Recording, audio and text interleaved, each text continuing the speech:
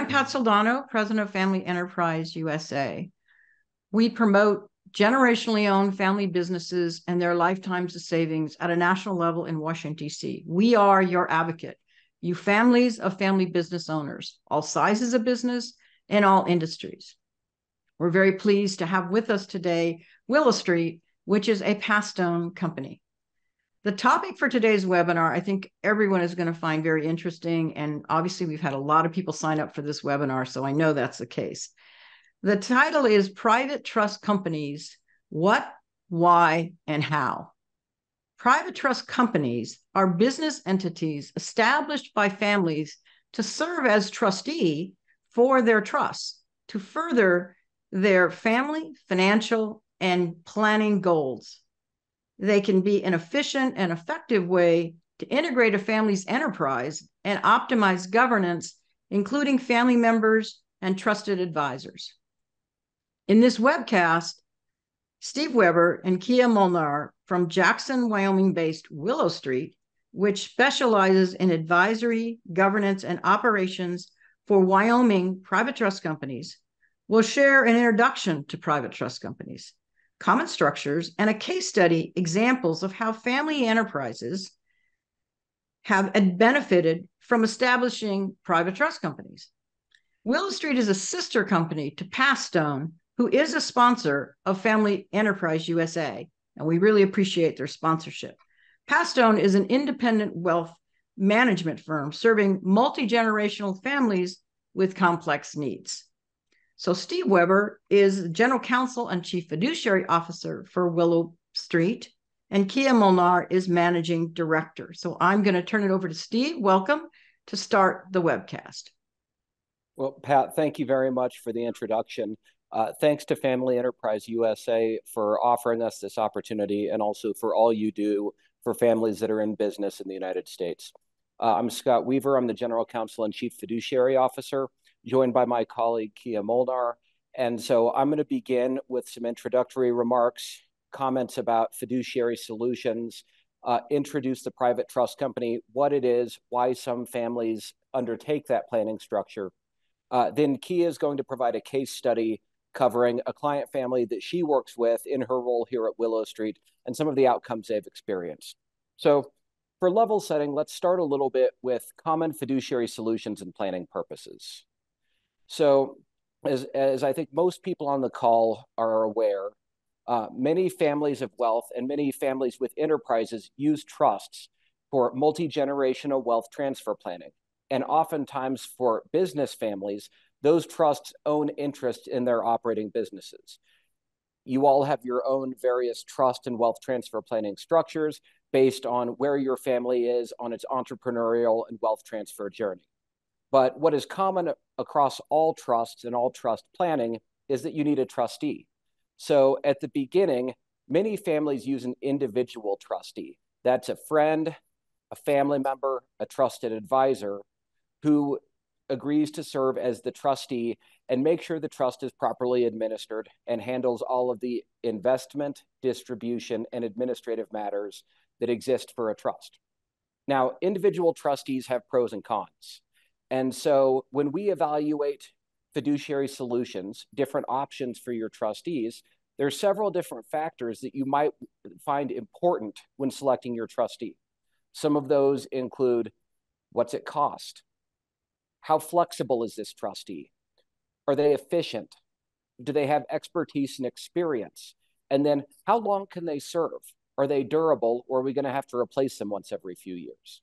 So the individual trustee, as you'll see, is usually very flexible. They don't have a lot of corporate bureaucracy that prevents them from working in furtherance of the family.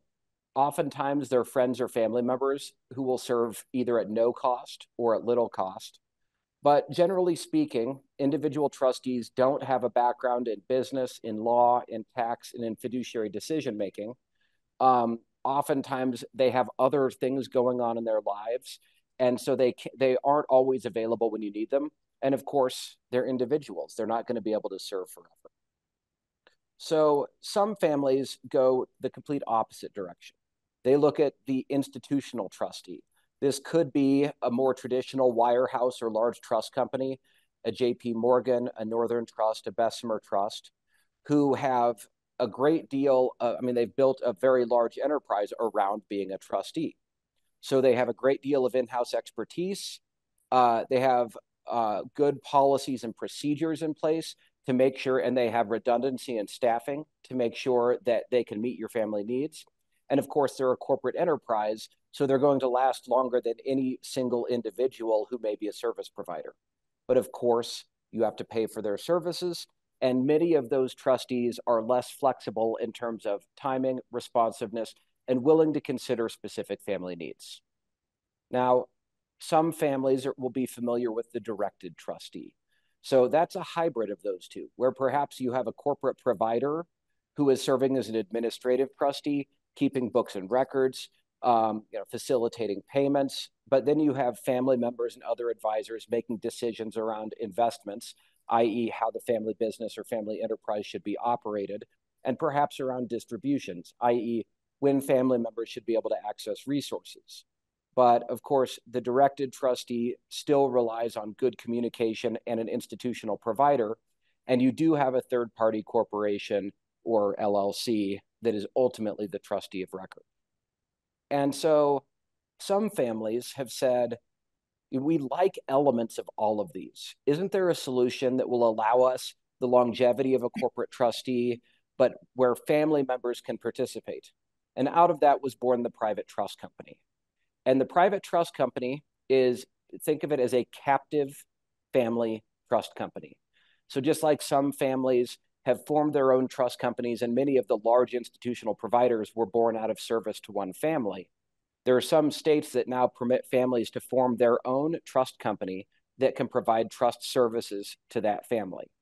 And so you're allowed to have family members, trusted advisors, friends, service providers work together in collaboration to operate a trust company by the family for the family. And so oftentimes this combines the best of the corporate trustee expertise and durability with the best of the individual trustee, which is familiarity with the family, familiarity with the family values, the family enterprise, the family members.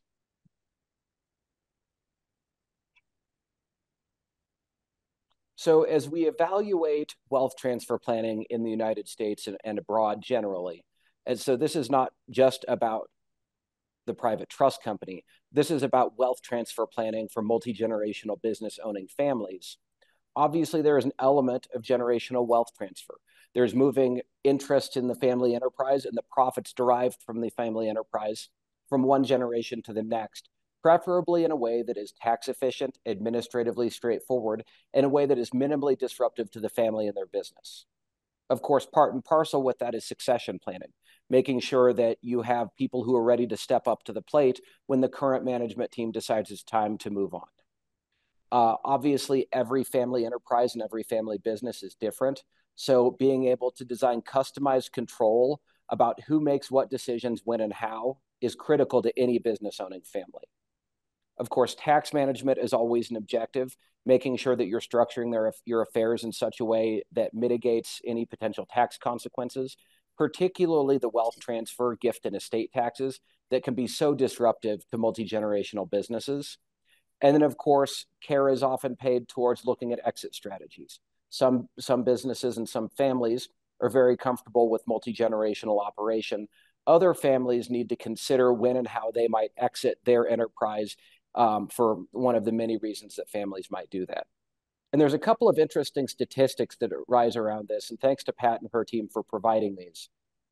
Number one is that of Family Enterprise USA members, nearly 3/4, 74% of those family businesses are more than 30 years old. And so what that means is if they haven't already encountered some of these challenges and some of these planning purposes, they may soon be coming. And of those businesses, again, nearly 3/4 have generational employees, meaning that family members and others have been with this family enterprise over the course of their lifetime. And of course, finally, just under half of US multi-generational billionaires come into the C-suite of their family business, meaning that ongoing family involvement in the family enterprise is essential. And a strong minority of families do have that multi-generational family control and family management. Now, of course, over time, as family interests and family capabilities become more disparate, adding outside professional management and outside professional advisors becomes essential to the ongoing sustainability of the family enterprise. But ongoing family involvement is really important to most families who operate businesses.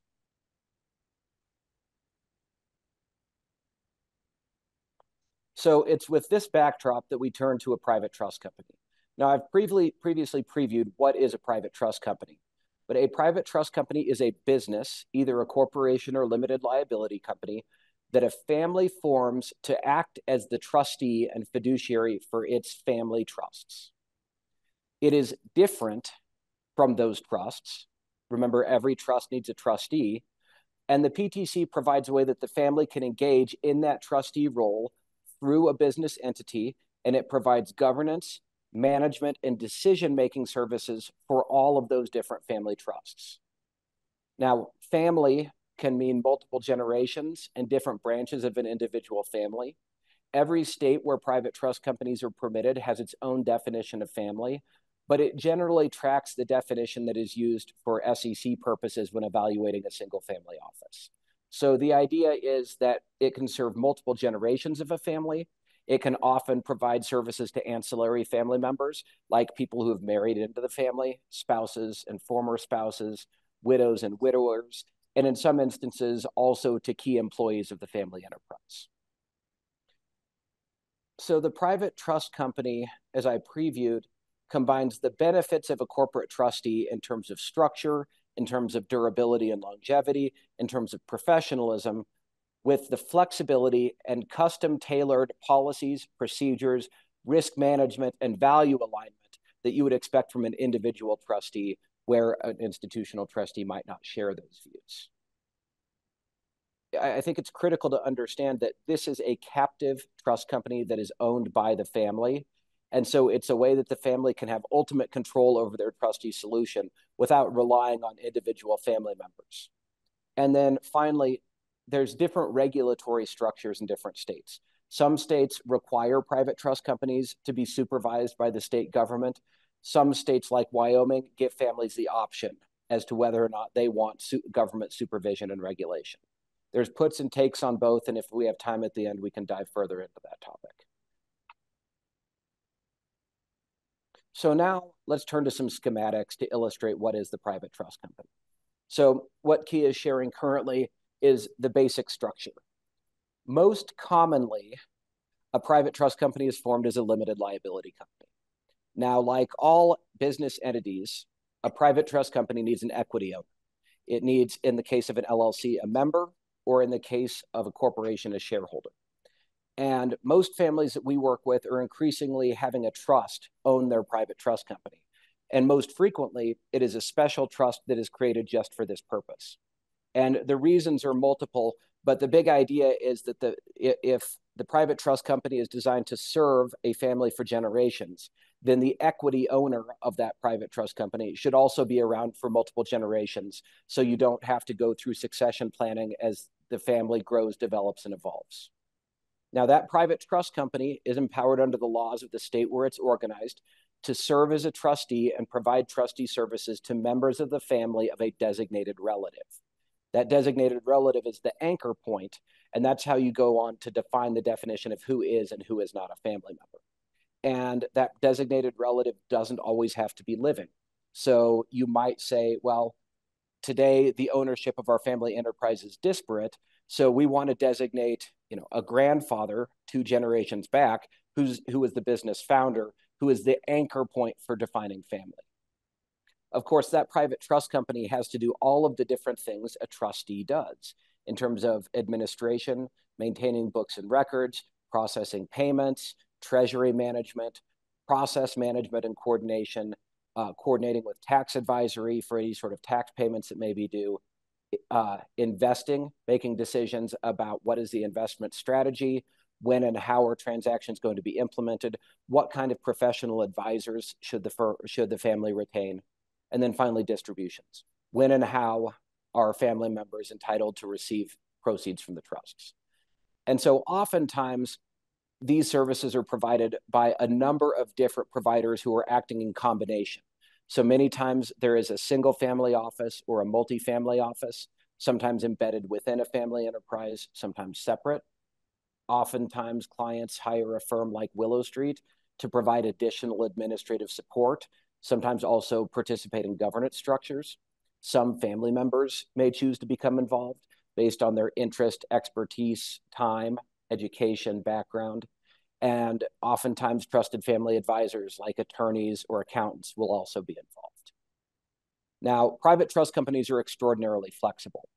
And so there's a number of different things that now we're going to preview that in some instances may or may not be required or may not be advisable for your family based on your circumstances.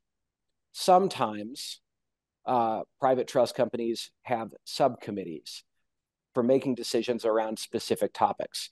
In the structure here, you'll see we have an investment committee, does what it sounds like. And oftentimes this is a place where family members are heavily involved because this goes to decisions about things like voting shares of the family business, electing directors, supervising management. And so oftentimes family members are heavily involved in the investment committee. Now the distribution committee, again, does what it sounds like, reviews and approves distribution requests. You may have one or several committees depending on the needs of the family. Distributions are very tax sensitive depending on the type of trust you're speaking about. So in some instances, family members and external advisors participate in distribution committees. And you can create other committees, philanthropy, conflicts, administration, amendment, audit, the list goes on, based on the specific needs of your family. But the idea is that families can build their own custom decision-making bodies, one or several people, based on the needs, the wishes, the values of that family, and the resources available to them. So some families populate these committees largely with outside professionals. Some families want to have very close family control and oversight. It's not right or wrong, it's just what works for your family. And of course, legal advisors have their own views of what's appropriate in leading practice, which means that each attorney is going to have their own recommendations based on their knowledge of your family. Now, private trust companies also have officers, just like any other business. Usually we see a president, a secretary, a treasurer. And so these, just like any other business, officers are tasked with implementing the directives of the board. So the board sets the strategy, provides oversight, the various committees make decisions about their respective areas. The officers implement those decisions. So the final piece is, who are the private trust company's clients? And those would be trusts that have been created by the family, and they may have interests in the family business. Sometimes you'll have shareholder agreements or structures that create voting and non-voting shares. Oftentimes there's outside assets based on the family's reinvestment of profits from their success in the family enterprise. And so this trust company can be the trustee for the family. It can engage as a co-trustee. It can engage as a directed trustee. There's an extraordinary amount of flexibility in how the private trust company adds value to the family across the board. So building on the previous schematic, let's turn now to what a PTC could look like for an enterprise family. That is a family that still owns an interest in an operating business, that hasn't transitioned completely to financial wealth. So many of these elements will look similar. You still have a purpose trust that is the equity owner. You still have the private trust company that is the business organized to serve as trustee. You have the various committees and officers on either side who are providing specific decision-making and implementation services. You likely have a single family or multifamily office involved. You likely have a private trust company administrator firm involved. And so that's the ecosystem of decision makers and implementers. So you can see now that these trusts that are provided services by the private trust company have now been built out with a little more specific asset mix. So you can see that each one of these trusts has both operating business, limited partnership interests, and then other financial assets and investments, all which sit underneath the family trust structures. And the idea here is that this private trust company can provide consolidated management of all of those various family assets with one investment committee, with one distribution committee, with one board of managers, and all supervised by the same group of people. So in some instances, a family that, particularly one that's multi-generational, may have 1, 2, 6, 12, or more individual trustees or trusted advisors, all whom have to come together to vote the shares of their operating business. And what the private trust company does is streamline that decision-making so that there is one investment committee who can take action on behalf of multiple trusts for the family. So it can very clearly be an opportunity for family involvement, family collaboration. It provides a framework for family governance and collective decision-making. It provides a set of checks and balances on family and outside advisors. And it's a way the family can come together to more efficiently manage their family enterprise.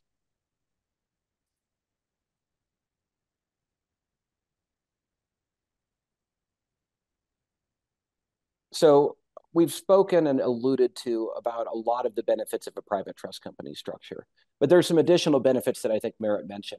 And the first one, of course, is trustee liability. So anyone who's been in this space knows that increasingly trustees are facing liability for their decisions, their actions, or failures to act. And so many advisors are prohibited from serving as a trustee. Many family members may be reticent to serve as a trustee, both because of the work, the complexity, but also because they don't want to be sued. And so one benefit of a private trust company is it provides a corporate limited liability structure to substitute for those individual trustees. Of course, I've already been over some of the benefits of the private trust company in its capacity as trustee, but there's a few that may be of particular interest. One is that some institutional providers have reticence to hold things that aren't plain vanilla public securities. They're reticent to hold things like real estate, mineral interests, and operating businesses. Some may also have concerns about private investments. And so this allows the private trust company to set its own policies, procedures, and risk appetite around some of these assets that are very common amongst families of wealth. And of course, trusted advisors who are prohibited from serving as a trustee may be able to either serve as a member of the board or of a private trust company committee, or act as an advisor without a vote as to those boards. Of course, many families of wealth are engaged in situs planning. They're evaluating whether their home state is the right place to be their home base for their wealth, or whether they should be moving to a more favorable jurisdiction. A Wyoming, a Delaware, South Dakota, a Nevada, there's several others. But the idea is that if you form a private trust company in Wyoming, then you have a Wyoming trustee that may serve as trustee, and you may avail yourself of the benefits of Wyoming situs. Of course, we love Wyoming, but there's several sister states that are also very good. We've already discussed that the family gets to form, design, own, and control the private trust company, and retains the power to remove and replace management of that private trust company, to hire and fire advisors. So it means that there's a high degree of retained family control over outcomes. It's also an opportunity to engage the family through participation in governance, to bring along next generation, the rising leaders of the family. Perhaps initially they might join an investment committee as an ex officio member without a vote. But over time, it provides a forum and a framework for that multi-generational knowledge transfer. And of course, succession planning. If any of you have ever been through the resignation, retirement, or death of a trustee, you know that just the administrative burden of updating all of the various accounts and books and records to reflect the new trustee is a pain point. And if you implement a private trust company, then that trustee is in existence for so long as that entity is in existence. And if you have a family member who is no longer able or willing to serve, rather than having to go through that trustee succession process, you just have a corporate action of this person is no longer a director, we've appointed someone else. But to the external world, the private trust company continues to function undisturbed. And of course, any professional trustee is in the business for a reason, and that's to generate a reasonable profit. But the private trust company is owned by the family, operated for the family, and generally operates at a break even. So that means that oftentimes, particularly for families of scale, the private trust company may offer cost efficiency and may be a more efficient solution than some of the third-party professional providers. There's many more benefits beyond that, but I think at a high level, this is what the PTC is and some of the key benefits. So, Pat, before we turn to the next topic, I'm wondering if there's any questions in the chat that we can address for points of clarification. This is perfect timing, Scott, because there are no questions in the chat, but we have questions that were asked ahead of time. And I'm going to ask two of those. One was asked ahead of time, and one is, I think, one that should have been asked ahead of time. The question really is, how long would it typically take to establish a private trust company? And what are the range of costs to do that? Now, I realize that a lot of that is dependent on the size of the family, the complexity of the assets, the domicile of the assets, the complexity of the current, plan that's in place for the family now, and the plans going forward. But maybe you could give us an idea of the cost to set up a private trust company and the time frame that it typically would take. Yeah, Pat, you've stolen my attorney thunder, which is it depends. And I think you've hit on the key factors that it turns on. I would suggest that a family that is motivated to implement the changes, that has competent counsel to advise them on setting up the private trust company, and that has already identified the jurisdiction and the various providers, I would say this could be stood up in 2 to 3 months. So it's not an overnight process, because there are a lot of moving parts and pieces in terms of forming the entity and then transitioning the existing trusts over. And at Willow Street, we say a private trust company isn't really all the way set up until you've been through a tax reporting cycle, because many times that's where latent issues come to light. But I would say 2 to 3 months is a reasonable timeline. Now, if you're doing a chartered private trust company, that is one that is chartered by the state where it's operating. It is regulated and supervised. That chartering process may take longer because it involves state banking officials. But for an unchartered or self-regulated private trust company, I would say that 2 to 3 month process is reasonable. In terms of cost, it is totally variable based on what are the legal fees to set up a private trust company. Different firms have very different fee models. What are the family's existing resources in terms of a single or a multifamily office? What are you going to be able to insource? What are you going to need to outsource? Have you identified a good provider? But I would say private trust companies, they are not cheap from a dollar perspective. They are frequently very cost effective from a basis points perspective. And so if you look at what the family is paying in terms of basis points for their trustee services against all other trustee solutions, they end up being very cost effective. But for a large family with an operating enterprise held across a dozen trusts, where the family needs some support from outside providers, I would expect that it would be somewhere north of $50,000 a year. For larger families, it could be much more than that. So I would say it is an investment, but it's an investment that usually yields great dividends. So to that point, if someone doesn't have a single family office or doesn't have the advantage of a firm like Willow Street or Pat Soldano as a multifamily office, how do they do this? I mean, can they do this themselves without not having a single family office or multifamily office to assist them? The technical answer is yes. And I don't think you need a single family office or an MFO provider to do it. I would recommend that families look honestly at their interest and experience. The idea is that some families say, we're going to bootstrap this, but it's not their priority. They're busy with their own lives. They're busy with their careers. They're busy running their family enterprise. The private trust company ends up being underserved in that model. So we certainly work with families who don't have either an SFO or MFO provider. And in some instances, Willow Street steps into some of that project management and implementation role. There's a number of other firms. We're not the only game in town. And those firms each have their own areas of specialty and expertise.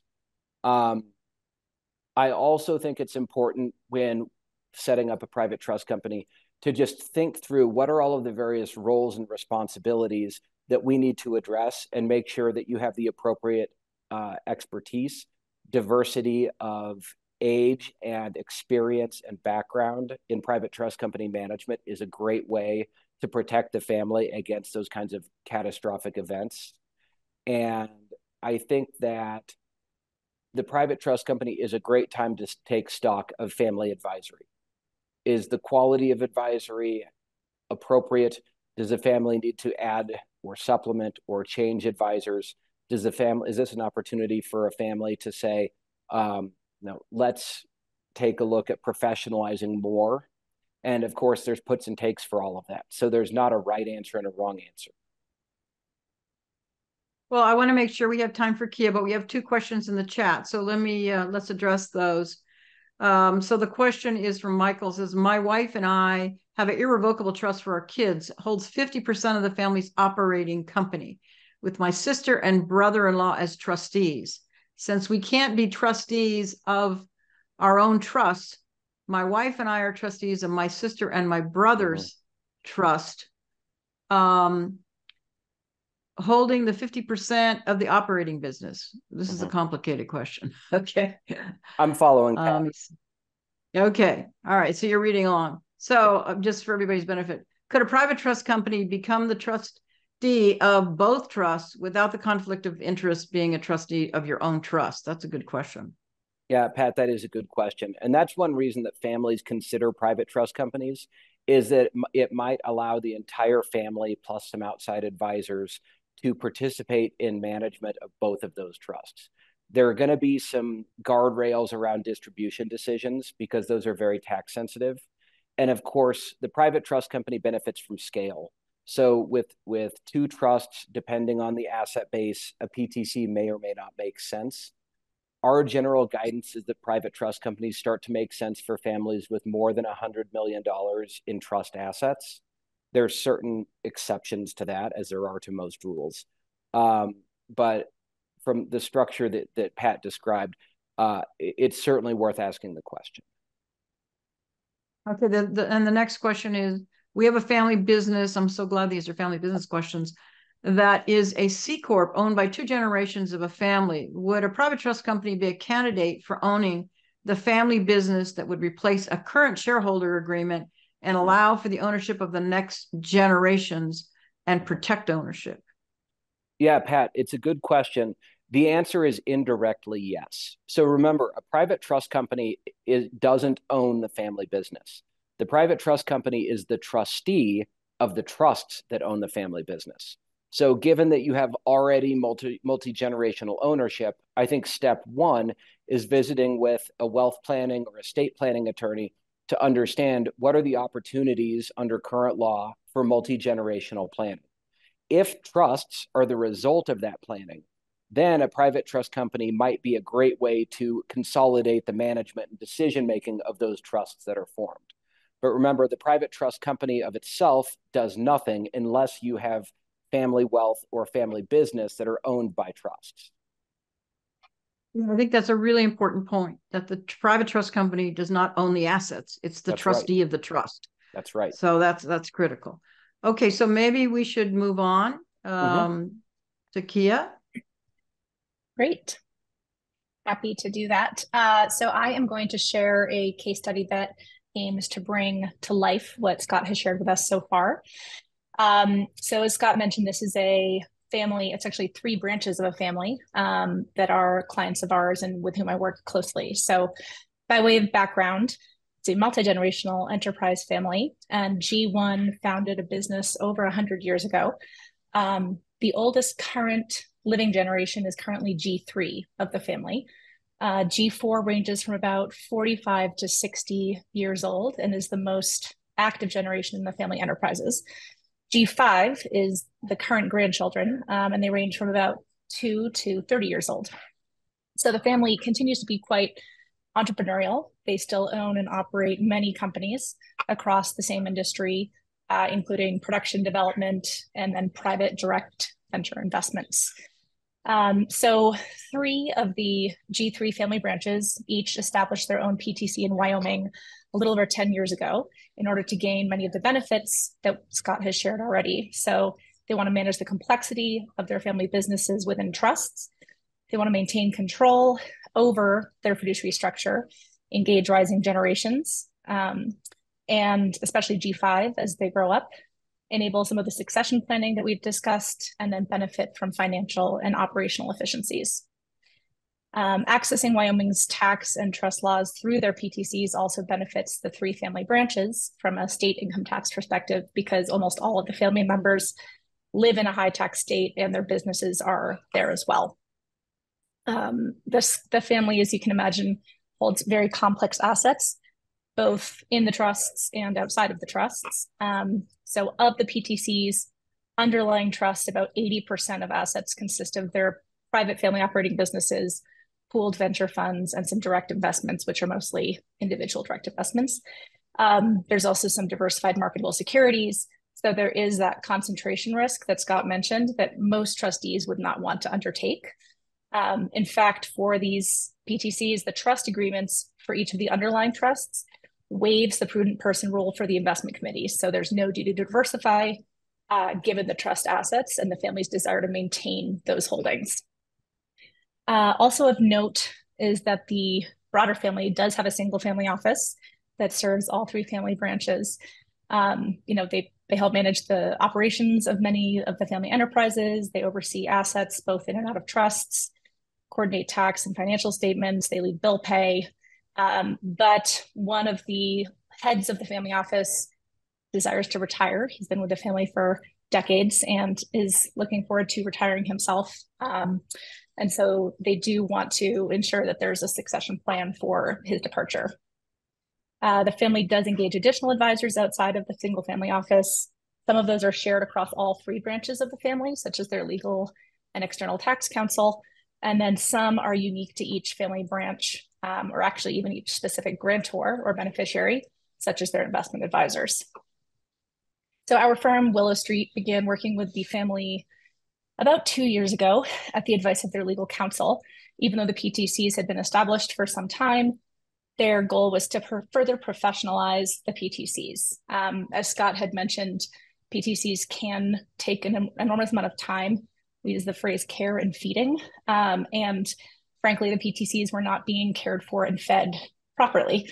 And so Willow Street was engaged to provide more active oversight, administration, and guidance for the PTCs and the underlying trusts in order to maintain the integrity of the structures and then show substance in the state of Wyoming. And then again, prepare for the anticipated changes in their family office. So the family branches wanted some time to build institutional knowledge and a foundation with Willow Street that would last beyond the lead of the family office leaving.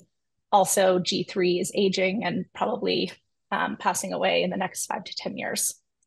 So the 3 PTCs together have over $5 billion in assets under administration and about 44 trusts total. In terms of the structures of the PTCs, this is very high level, but hopefully paints a picture. The 3 branches each have a purpose trust that owns their PTC, which is an LLC in this case. So there's a board of managers. Each of these have many underlying trusts that hold different asset mixes, as I mentioned, generally including family operating entities, which are LLCs, LPs, and corporations, some pooled venture funds and direct investments, marketable securities, and some loans receivable. In addition to the advisors I've mentioned, I serve on the board of managers, the investment committees, distribution committees for each PTC, alongside various family members and also the head of their family office. 2 of my colleagues serve as assistant secretaries, which provides further Wyoming substance and nexus. The operation of each PTC varies slightly because different G4 family members have different areas of focus and expertise. One is a seasoned investor, one is heavily involved in the daily operations of the family businesses, and then one is retired, but very heavily focused on philanthropic efforts. So their levels of engagement, frankly, based on knowledge level and what they need from us, varies by family branch and PTC. Also worth mentioning is that this family certainly has enough scale that they can support and need 3 PTCs. And given the family dynamics, that works best for the family. But as Scott had mentioned earlier, families can also set up different committees to focus on various activities and even have trust level committees instead of at the PTC level. So that's another way to make this work without having 3 separate PTCs.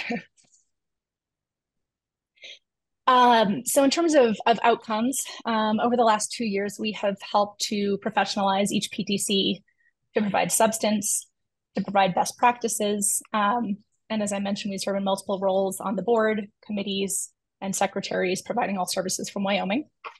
We have formalized processes for each PTC and their underlying trusts. So that includes how investment and distribution committee decisions are evaluated and made. We document those decisions. We have helped develop investment policy statements for each trust. And we lead annual meetings for the PTC board and committees here in Wyoming. And then finally, we serve as a trusted advisor and thought partner to the family. So in addition to the administrative and governance support we provide, we bring leading practices to the families, updates about regulatory and legislative changes, implications or considerations for the families, most recently related to BSA, AML, and some CTA activity. And then finally, outcomes. So as you can imagine, there's been some very successful succession planning through these structures. I mentioned that G3 is aging. They're in their mid to late 80s and likely will pass away in the next 5 to 10 years, and at which time many grantor trusts will convert to non-grantor trusts, so there's a state tax benefit.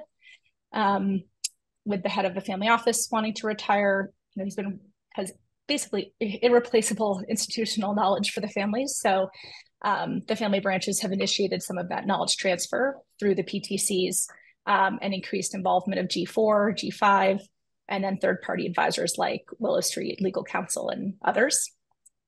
G5 continues to become more involved in the family enterprises to varying degrees and in these PTCs as they're getting older. So several, even over the last 2 years, have been involved in making recommendations to investment committees around different direct investment opportunities, which has been great. And then finally, the family continues to operate their businesses while retaining control and oversight from both family members and advisors. So the PTCs reflect each family branch's values, their goals, and the ongoing management of their assets. That is all I have in terms of the case study, but I'm happy to answer any questions along with Scott. Yeah, thank you, Pat and Family Enterprise USA, for the opportunity. We hope this has been helpful, and we'd love to answer any questions. It looks like we have about 15 minutes left till the top of the hour. Yeah, so I have a couple here that were sent in advance, and I think they're really appropriate. I'm not sure which of you should answer. I'll leave that up to you. The question is, for families with strong charitable values, do you more frequently see a donor-advised fund or private foundation leveraged inside the private trust company? Yeah, Pat, it's a great question. I think the PTC is a really powerful vehicle for family philanthropy. It provides an opportunity for families to build their own deliberation committees. It's a really great way to get the next generation involved in family philanthropy. It's often an avenue to get the kids interested in the business and the difference the business can make in the world. Private trust companies can provide a variety of services to a family. We've spoken about them in the capacity of trustee, but a private trust company can also often be the general partner of a limited partnership, the manager of an LLC, and importantly, the administrator of a private family foundation. So, and then also the trustee of family philanthropic trusts. If you have charitable lead or remainder trusts or other types of philanthropic or hybrid planning, the PTC is a great way to consolidate the management of the family philanthropic enterprise. PTCs generally are non-custodial, non-depository. What that means is that they can't actually be the custodian for a donor-advised fund, but they can be an important power holder under a donor-advised fund structure. Similarly, for a private family foundation, a private trust company may be a great way to get additional scale and take the family office and PTC resources and put them to work on the charitable planning. So I don't think we have a view as to whether donor-advised funds versus private foundations, which one is better. I think it's a case-by-case analysis. But I think in either way, the private trust company can interface with that philanthropic control structure and provide governance support, oversight, and implementation. Okay. Yeah, that makes sense. So Brian has a question in the chat. Are private trust companies available to non-U.S. grantors or non-U.S. residents? I think that's a fascinating question. That's a great question. The answer is yes, but it can get complicated really fast, as is the case with all international tax matters. So we do have non-U.S. clients. Oftentimes, those are clients with U.S. connectivity. Either they own a business in the U.S. or other financial assets in the U.S. And very commonly, they have family members who've moved here. And so they're engaged in cross-border wealth transfer planning. We have some other clients who use a Wyoming private trust company to manage both U.S. and non-U.S. structures. Again, the gateway issue for that is working with really sophisticated attorneys who understand the legal frameworks in both the U.S. and whatever other countries are implicated. But as a general matter, yes, a private trust company can often work in a cross-border context. That's great to hear. So a question we got ahead of time was tax implications to set up annually, and then if you want to dissolve and get your assets out. So I guess the question is, what are the tax implications to set up, and annually, kind of what is what is involved to maintain it, and what about if you want to dissolve and get your assets out? So again, the trust doesn't hold the assets, right? It's the trustee, but maybe you can address that. Yeah, absolutely, Pat. So tax planning is part and parcel of private trust company planning. Most private trust companies are set up in Wyoming, South Dakota, Nevada. New Hampshire is gaining some traction in the market. None of these states impose a state income tax. So many times clients are trying to optimize their state income tax outcomes. And so that's one reason to form a private trust company in one of those states, is because for non-grantor trusts, that is trusts that are regarded, that are their own taxpayer, those trusts take the residence of their trustee, which in this instance would be the private trust company. There's exceptions to that around source income and state-by-state rules, but that's big picture the view. And so when you're engaged in tax planning, that's one question to ask. Do we want to be in our home state, or do we want to move our trusts to a place that is more tax favorable? The tax treatment of the PTC, I mean, it's a business entity and it's operated more or less break even. So the PTC itself is not a profit center for the family, and therefore it's not really a direct tax planning vehicle. Rather, the tax planning occurs one layer down at all of the various trusts the family has created or may create. And those are done with the advice of legal and tax advisors to make sure things are set up properly. But when you're looking to optimize for tax outcomes, one of the questions you should be asking is, what state should my trusts live in? Now, I want to talk about exit strategies because I think it's really important that families maintain optionality. Every trust has its own rules, and every state has its own rules about the appointment, removal, replacement of trustees. In most instances, the grantor or settlor or creator of a trust during their lifetime retains the power to remove and replace a trustee. So if you have a family member serving, then the grantor might say, I'm going to remove that current trustee or ask them to resign, and then I'll appoint the private trust company. If the private trust company doesn't work out, the grantor can say, okay, I'm going to fire them and replace them with whoever I would think will do a better job. And usually after the grantor is deceased, there's rules built into each one of these trust agreements that says it's the beneficiary or a trust protector or some other power holder who has the power to remove and replace the trustee. It gets really important that families not be held hostage with their assets and that the family always be in control. But more importantly than that, if the private trust company isn't working because the wrong people are in the wrong seats on the bus, the family ultimately retains the right to do things like remove and replace the board of directors. So if the board of the private trust company is making decisions that the family doesn't like, A, there's probably family members on the board, so it never gets to that point.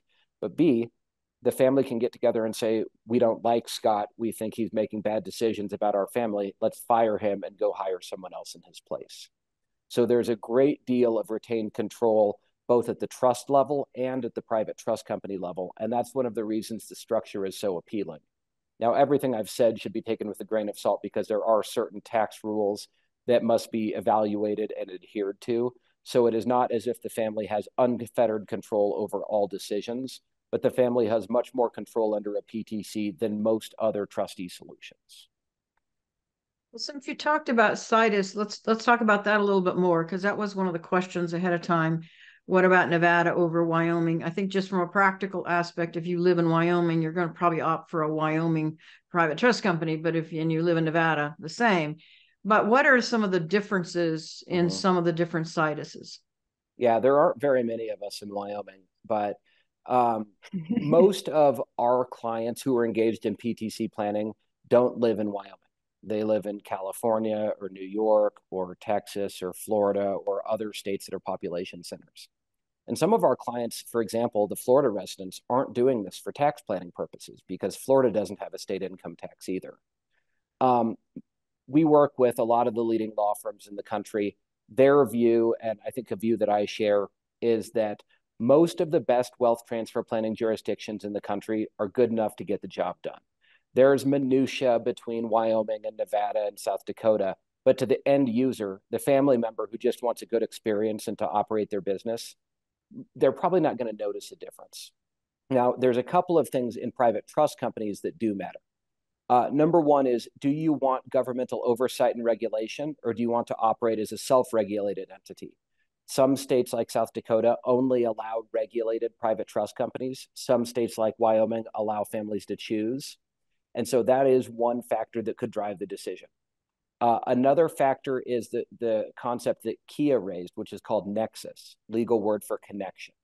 A private trust company has to have enough nexus, that is connectivity, with the state where it's organized, that anyone who comes along is going to say, yeah, that's actually a Wyoming company, which means that management meetings need to occur in that state from time to time.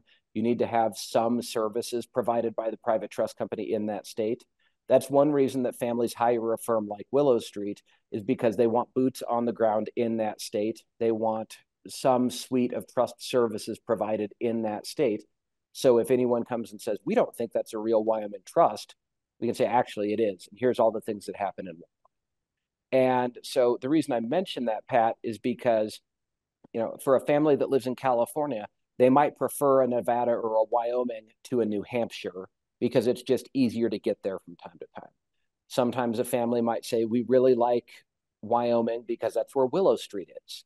Some families choose their jurisdiction based on the service provider they want to work with. So sometimes we're competing against firms in other states and families say, you know what, we want to go with Willow Street, so we're coming to Wyoming. Other families and their advisors take the complete opposite approach. We have to be in this one state because that's where it is, and here are the different providers you can work with. It is important to mention, I think, that private trust companies are not set it and forget it enterprises. They do require care and feeding, as Kia alluded to. And so family members do need to, or people who are participating in governance, often family members, do need to come to the jurisdiction from time to time. We're fortunate to live in Jackson Hole, which is a really nice place to visit. And so our families are usually happy when they're here. They treat it as a family retreat or a family getaway. Other families go to other jurisdictions, obviously Nevada, if you like the Reno area or the Tahoe area, that can be a great opportunity as well. Or if you want to go to Vegas for the weekend. There are other states as well. So there is that convenience factor, but I think that sometimes families and advisors get wrapped around the axle on, oh, there's this minutia difference between Wyoming and South Dakota, so we're going one way or the other. And I think the family ought to be thinking about the user experience. what is actually going to make us excited about the private trust company, about family governance, and when we're going to view this as an asset and a resource, as opposed to just one other structure that has to be administered along with all of the others. So this is going to be our last question, and it may be too complicated to answer in the few minutes that we have left. But I think it addresses what you just talked about, which is the perpetual nature of the private trust company. And so the question is, considering that perpetual lifespan of the private trust company, could you elaborate on the strategies that private trust companies employ for succession planning? You talked about that a little bit, but maybe you could expand on it. Yeah, Kia, why don't you start on this one? Yeah, I mean, I think part of the case study that I shared really demonstrates that. So right now, there are PTC level investment distribution committees, for example, and as some of the G5 generation is getting a little bit older, they're not only going to be recommending investment opportunities to the investment committees for contemplation and potential investment, but they will eventually join the investment committees as well. As the family office lead retires, somebody else from the family, probably from G5, will take his place on the board. So built into the governance structure of the PTC is a natural opportunity for succession planning with the family.